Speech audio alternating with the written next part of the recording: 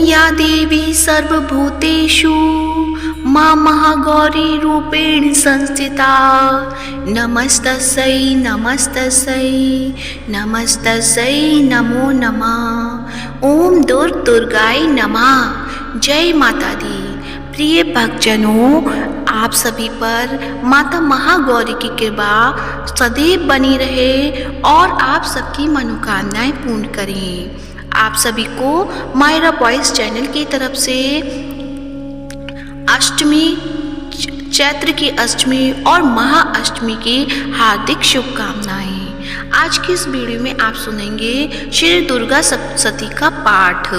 इस दिन आज मैं आपको सुनाऊंगी, सबसे पहले सुनाऊंगी वेदोक्तम देवी सूक्तम। तो प्रेम से बोलिए माता महागौरी की जय हो। जय माता दी। तो सबसे पहले आप सुनेंगे देवी वेदोक्तम सूक्तम। जो सिंह की पीठ पर विराजमान है, जिसके मस्तक पर चंद्रमा का मुकुट है, जो मरकत मणि के समान कांति वाली अपनी चार भुजाओं में शंख, चक्र, धनुष और बाण धारण करती है, तीन नेत्रों से सुशोभित होती है, जिनके भिन्न भिन्न अंग बांधे हुए, बाजूबंद हार, कंकड़, खनखनाती हुई करधनी और रुंझुन करते हुए नुपुरों से विभूषित है, तथा जिनके कानों में रत्न जड़ित कुंडल झिलमिलाते रहते हैं, वे भगवती दुर्गा हमारी दुर्गति को दूर करने वाली हैं। महर्षि अम्भृण की कन्या का नाम वाग था। वह ब्रह्म ज्ञानिनी थी। उसने देवी के साथ अभिन्नता धारण कर ली थी। उसे उसी के उद्धार है। मैं सच्चिदानंदमयी सर्वात्मा देवी रुद्र, वसु, आदित्य तथा विश्वदेव गणों के रूप में विचरती हूँ। मैं ही मित्र और वरुण दोनों को, इंद्र और अग्नि दोनों अश्विनी कुमारों को धारण करती हूँ। मैं ही शत्रुओं के नाशक आकाशचारी देवता सोम को, त्वष्टा प्रजापति को तथा पूषा और भाग को भी धारण करती हूँ। जो हविष्य से संपन्न हो, देवताओं को हविष्य की प्राप्ति कराता है, उस यजमान के लिए मैं ही उत्तम यज्ञ का फल और धन प्रदान करती हूँ।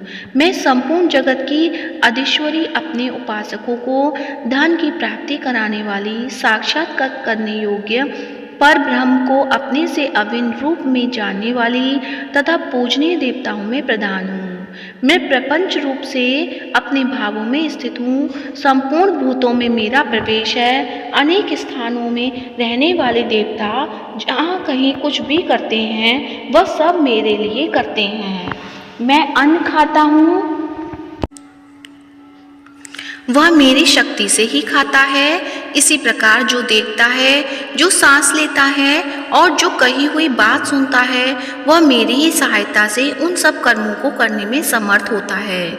जो मुझे इस रूप में नहीं जानते, वे न जानने के कारण ही दीन दशा को प्राप्त होते जाते हैं। हे बहुश्रुत, मैं तुम्हें श्रद्धा से प्राप्त होने वाले ब्रह्म तत्व का उपदेश करती हूँ। सुनो, मैं स्वयं ही देवताओं और मनुष्यों द्वारा सेवित इस दुर्लभ तत्व का वर्णन करती हूँ। मैं जिस जिस पुरुष की रक्षा करना चाहती हूँ, उसको सबकी अपेक्षा अधिक शक्तिशाली बना देती हूँ। उसी को सृष्टिकर्ता ब्रह्मा, परोक्ष ज्ञान संपन्न ऋषि तथा उत्तम मेधा शक्ति से युक्त बनाती हूँ। मैं ही ब्रह्मद्वेषी हिंसक असुरों का वध करने के लिए रुद्र के धनुष को चढ़ाती हूँ। मैं ही शरणागत जनों की रक्षा के लिए शत्रुओं से युद्ध करती हूँ तथा अंतर्यामी रूप से पृथ्वी और आकाश के भीतर व्याप्त रहती हूँ। मैं ही इस जगत के पिता रूप, आकाश और सर्वाधिष्ठान स्वरूप परमात्मा के रूप में उत्पन्न करती हूँ। समुद्र में तथा जल में मेरे कारण चैतन्य ब्रह्म की स्थिति है। अतएव मैं समस्त भुवन में व्याप्त रहती हूँ तथा उस स्वर्गलोक का भी अपने शरीर से स्पर्श करती हूँ। मैं कारण रूप से जब समस्त विश्व की रचना आरंभ करती हूँ, तब दूसरों की प्रेरणा के बिना स्वयं ही वायु के भांति चलती हूँ। स्वेच्छा से ही कर्म में प्रवृत्ति होती है। मैं पृथ्वी और आकाश दोनों से परे हूँ। अपनी महिमा से ही मैं ऐसी हुई हूँ। अब आप सुनेंगे तंत्रोक्त देवी सूक्तम। हिंदी में।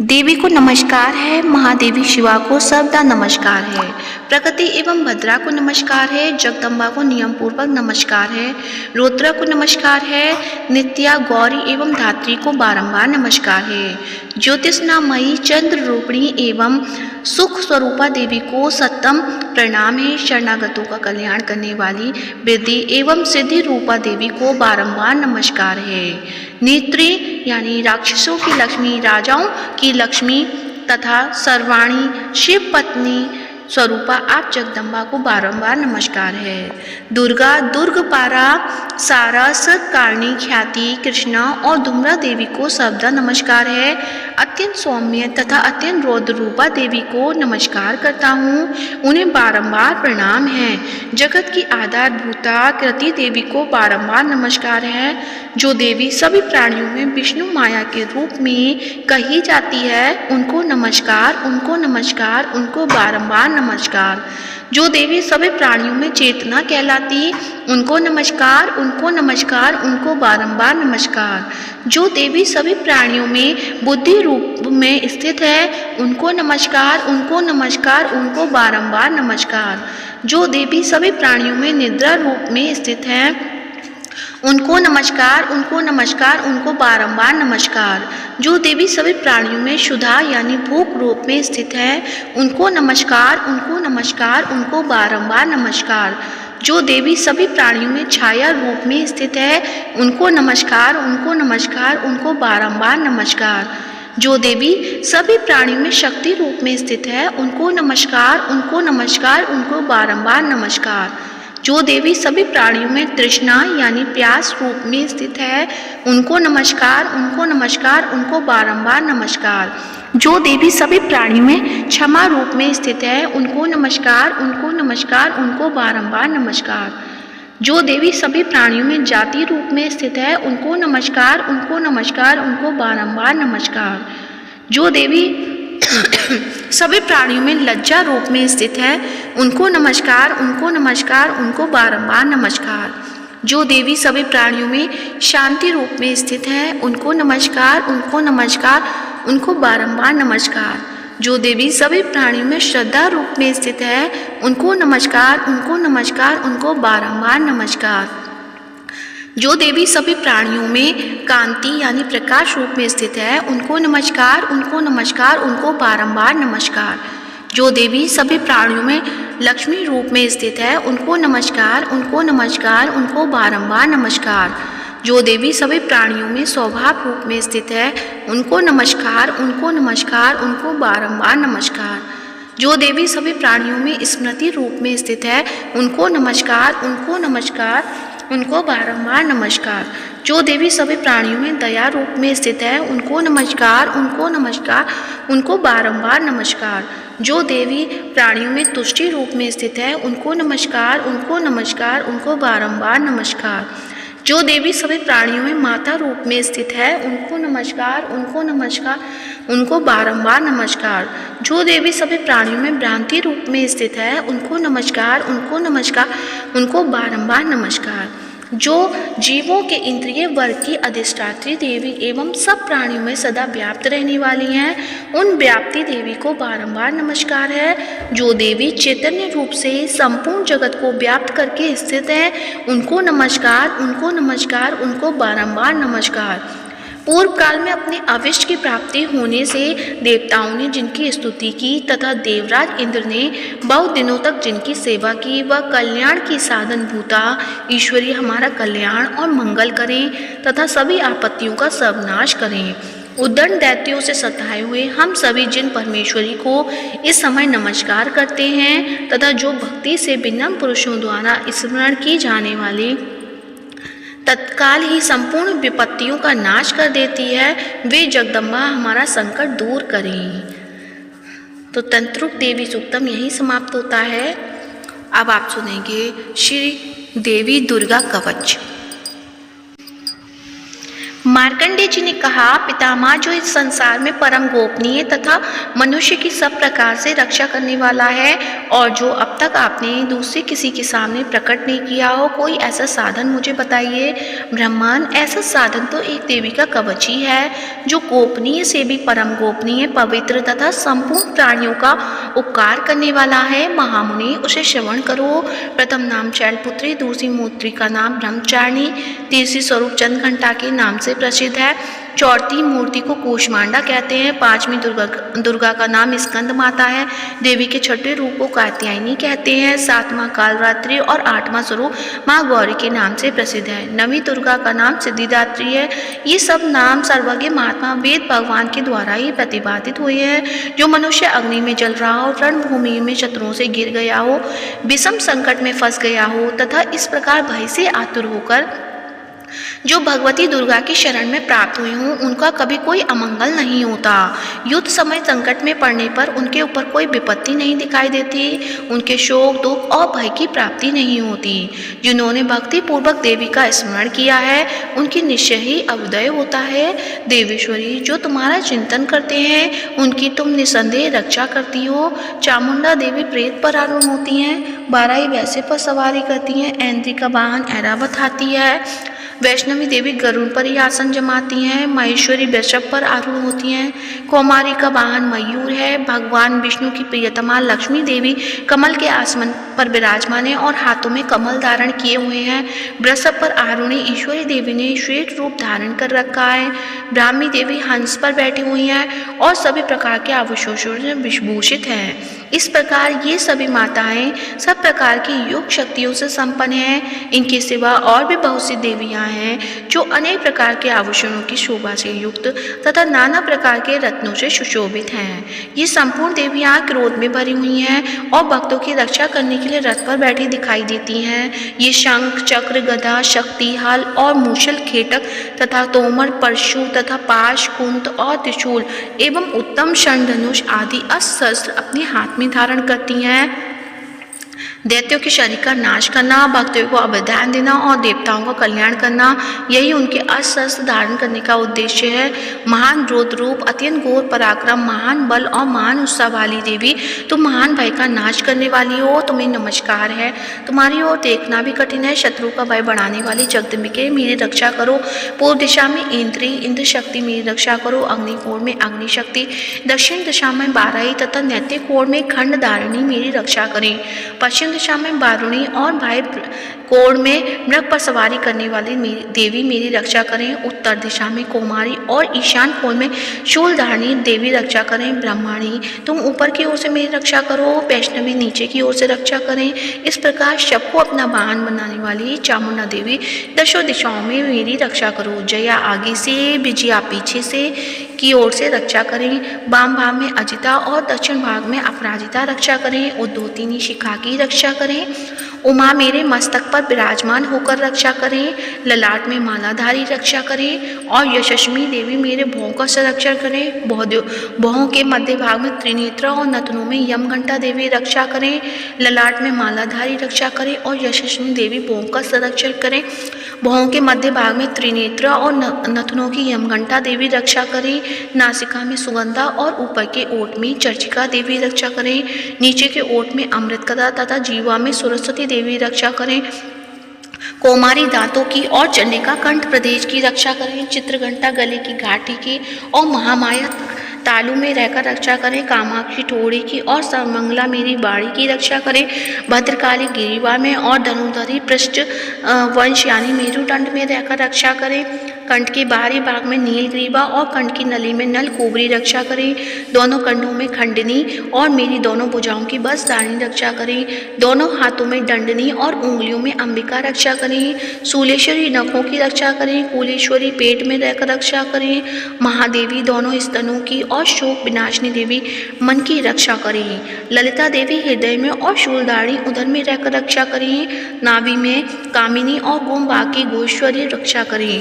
पूतना और कामिका लिंग की और महिषवासिनी गुदा की रक्षा करें, भगवती कटिभाग में और विंध्यवासिनी घुटनों की रक्षा करें, संपूर्ण कामनाओं को देने वाली महाबला देवी दोनों पिंडलियों की रक्षा करें, नारसिंगी दोनों घुटियों की और तेजसी देवी दोनों चरणों के पृष्ठभाग की रक्षा करें, श्री देवी पैरों के तालुओं में और तलवासिनी पैरों के तलुओं में रहकर रक्षा करें, अपनी डाँड़ों के कारण भयंकर दिखाई देने वाली दंष्टकराली देवी नखों की और उदुकेशनी देवी केशों की रक्षा करें, रोमावलियों के छिद्रों में कोवेरी और त्वचा की बागेश्वरी देवी रक्षा करें, पार्वती देवी रक्त, मज्जा, बसा, मांस, हड्डी और मेद की रक्षा करें, आंतों की कालरात्रि और पित्त की मटुकेश्वरी रक्षा करें, मूलाधार आदि कमल केशों में पद्मावती देवी और कफ में चूड़ामणि देवी स्थित होकर रक्षा करें, नख के तेज की ज्वालामुखी रक्षा करें, जिसका किसी भी अस्त्र से भेदन नहीं हो सकता, वह अवेधा देवी शरीर के समस्त संधियों में रहकर रक्षा करें,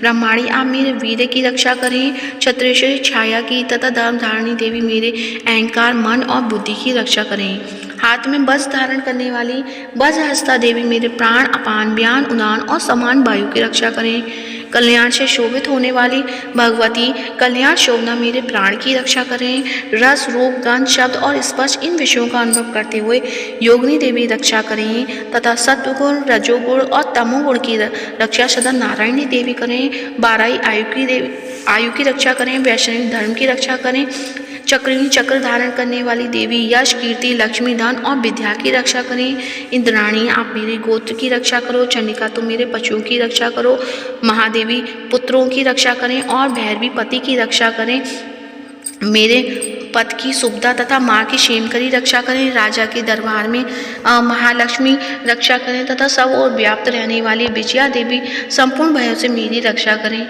देवी जो स्थान कवच में नहीं कहा गया है रक्षा से रहित है वह सब तुम्हारे द्वारा सुरक्षित हो, क्योंकि तुम विजयशाली और पापनाशनी हो, यदि अपने शरीर का भला चाहे तो मनुष्य कवच के कहीं एक पग भी न जाए, कवच का पाठ करके ही यात्रा करे, कवच के द्वारा सब ओर से सुरक्षित मनुष्य जहाँ जहाँ भी जाता है वह भाव से धन लाभ होता है और तथा संपूर्ण कामनाओं की सिद्धि करने वाली विजय की प्राप्ति होती है, वह जिस जिस अविष्ट वस्तु का चिंतन करता है उसको निश्चय ही प्राप्त कर लेता है, वह पुरुष इस पृथ्वी पर तुलान रहित महान ऐश्वर्य का भागी होता है, कवच से सुरक्षित मनुष्य निर्भय हो जाता है, युद्ध में उसकी पराजय नहीं होती, तब वह तीनों लोकों में पूजनीय होता है। देवी का यह कवच देवताओं के लिए भी दुर्लभ है, जो प्रतिदिन नियम पूर्वक तीनों संध्याओं के समय श्रद्धा के साथ इसका पाठ करता है उसे देवी कला प्राप्त होती है तथा तीनों लोकों में वह कहीं पराजित नहीं होता, इतना ही नहीं वह अपमृत्यु रहित हो 100 से भी अधिक वर्ष तक जीवित रहता है, मकड़ी, चेचक और कोढ़ आदि उसकी संपूर्ण व्याधियां नष्ट हो जाती हैं, कनेर, भाम, अफीम, धतूरे आदि का स्थावर विष, सांप और बिच्छू आदि के काटने से चढ़ा हुआ जड़म विष तथा अहिफेन और तेल के संयोग आदि से बनने वाला कृत्रिम विष, ये संपूर्ण प्रकार के विष दूर हो जाते हैं, उनका कोई असर नहीं होता।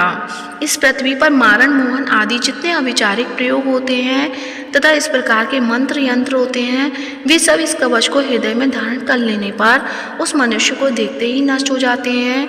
यही नहीं, पृथ्वी पर विचरने वाले ग्राम देवता, आकाशचारी देव, विशेष जल के संबंध से प्रकट होने वाले गण, उपदेश मार्ग से सिद्ध होने वाले निम्न कोटि के देवता, अपने जन्म के साथ प्रकट होने वाले देवता, कुल देवता, माला, डाकिनी, शाकिनी,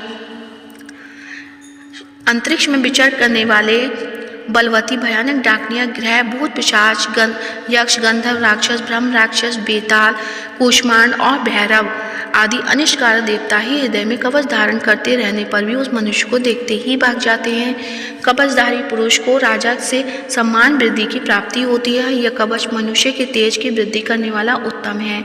कवच का पाठ करने वाला पुरुष अपनी कीर्ति से विभूषित भूतल पर अपने श्रेयस के साथ साथ वृद्धि को प्राप्त होता है। जो पहले कवच का पाठ करने के बाद सप्तशती चंडिका का पाठ करता है, उसकी जब तक वन, पर्वत और कानों सहित यह पृथ्वी टिकी रहती है, तब तक यहाँ पुत्र, पौध आदि संतान परंपरा बनी रहती है। फिर देह का अंत होने पर वह पुरुष भगवती महामाया के प्रसाद से नित्य परम पद को प्राप्त होता है, जो देवताओं के लिए भी दुर्लभ है। वह सुंदर दिव्य रूप धारण करता है और कल्याण शिव के साथ आनंद का भागी होता है।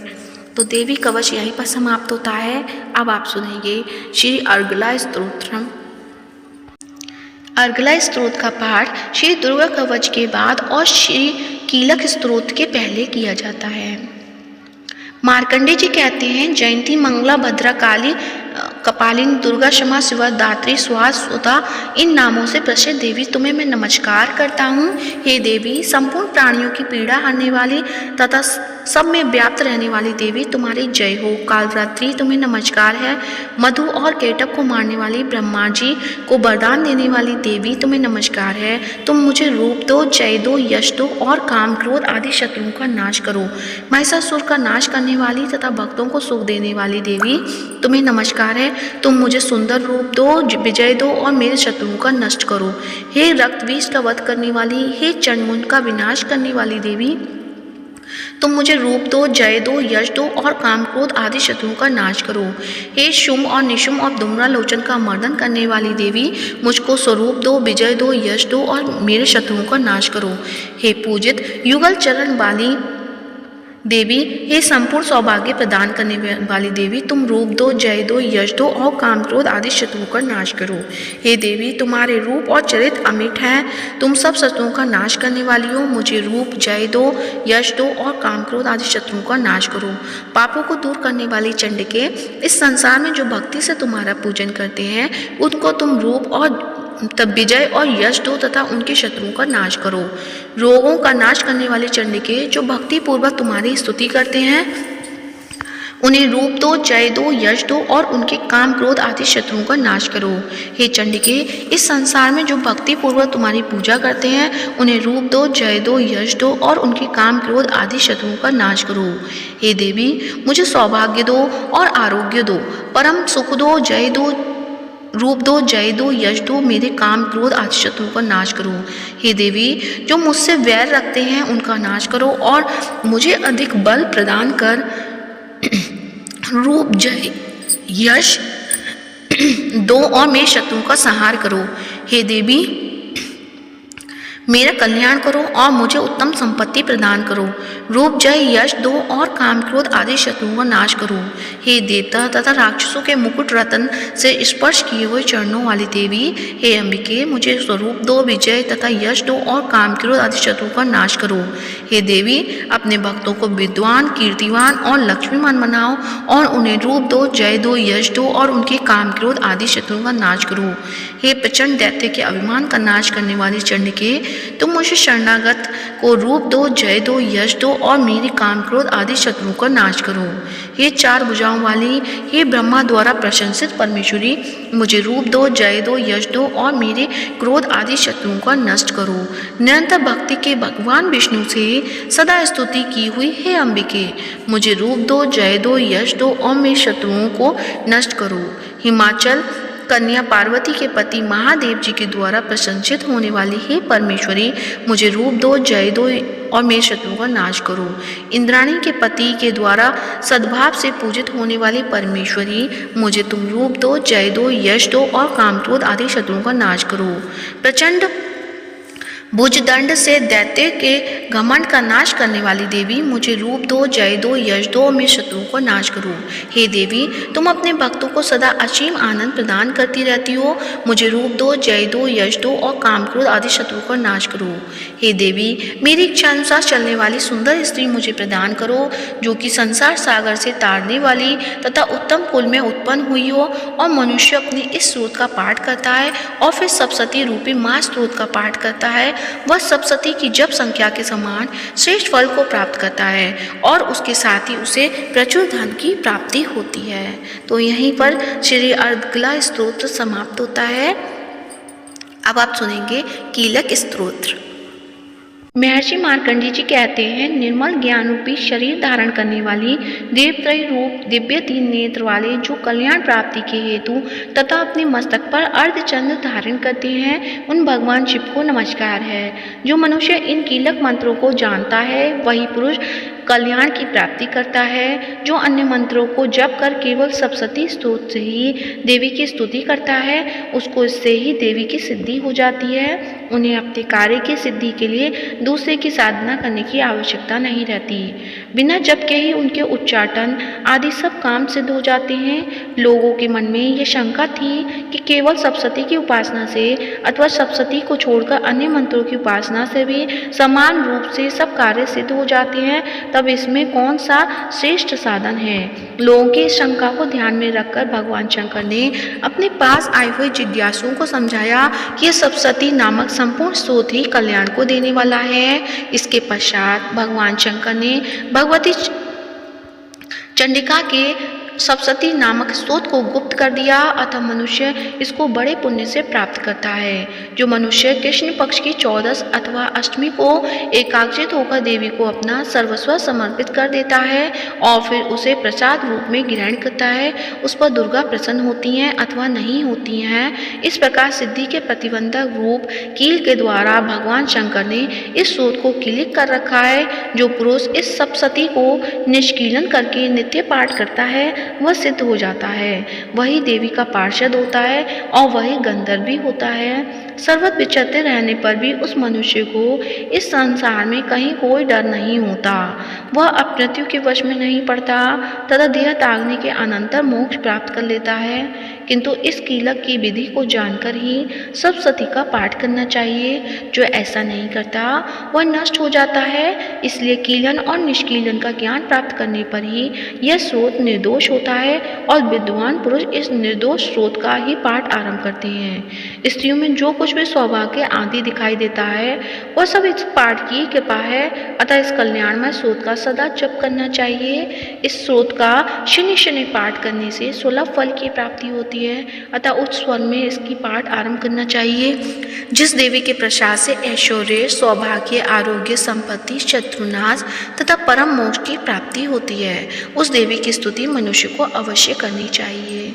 तो कीलक स्तोत्र यहीं पर समाप्त होता है। तो प्रेम से बोलिए माता रानी की जय हो।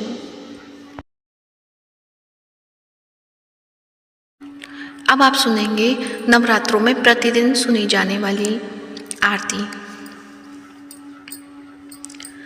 ओम जय जग जननी माँ मैया, जय जग जननी माँ, भयहारिणी भवतारिणी भवभामिनी, जय जय माँ। ओम जय जग जननी माँ, तू ही सत्य चित सुखमय शूद्र ब्रह्म रूपा, सत्य सनातन सुंदर पर सिर सुरभूपा। ओम जय जग जननी माँ, आदि अनादि अनामय अविचल अविनाशी, अमल अनंत अगोचर अज आनंद राशि। ओम जय जग जननी माँ, अभिकारी अगहारी अकल कलाधारी, करता विधि भरता हरिहर संगरकारी। ओम जय जग जननी माँ, तू विधि बधूर मातु उमा महामाया, मूल प्रकृति विद्या तू जननी जाया। ओम जय जग जननी माँ, राम कृष्ण तू सीता ब्रजरानी राधा, तू बांछाल कल्प दुमहारिणी सब बाधा। ओम जय जग जननी माँ, दश विद्या नव दुर्गा नाना शस्त्र करा, अष्टमात्रिका योगिनी नव नव रूप धरा। ओम जय जग जननी माँ, तू परधाम निवासिनी महाविलासिनी, तू ही शमशान विहारिणी तांडवलासिनी तू।